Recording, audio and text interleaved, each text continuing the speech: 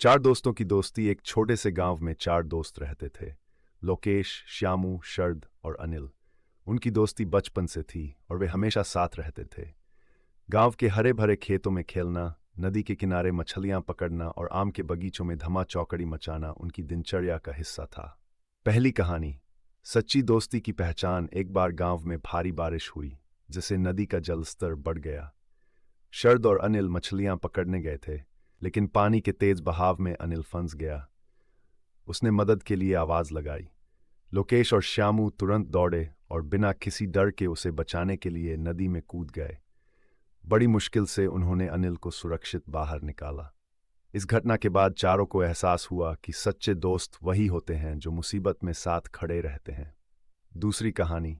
ईमानदारी की मिसाल। एक दिन चारों दोस्त जंगल में लकड़ियां बीनने गए। रास्ते में उन्हें एक पुराना संदूक मिला। तीसरी कहानी। मेहनत का फल। चारों दोस्त पढ़ाई में औसत थे, लेकिन श्यामू हमेशा कहता था कि अगर मेहनत करेंगे तो कुछ भी हासिल किया जा सकता है। एक दिन गांव में एक दौड़ प्रतियोगिता हुई। लोकेश और शरद बहुत तेज थे, लेकिन अनिल कमजोर था। श्यामू ने अनिल की हिम्मत बढ़ाई और सबने मिलकर उसकी कड़ी प्रैक्टिस करवाई। आखिरकार दौड़ के दिन अनिल ने जीत हासिल की। इससे उन्होंने सीखा कि मेहनत और साथ रहने से हर मुश्किल आसान हो सकती है। चौथी कहानी। गांव की भलाई। गांव में पानी की समस्या थी। चारों दोस्तों ने मिलकर एक योजना बनाई और गांव के पास एक तालाब खुदवाने का निश्चय किया। पहले तो लोगों ने उनका मजाक उड़ाया, लेकिन जब उन्होंने खुदाई शुरू की तो धीरे धीरे पूरा गांव साथ आ गया।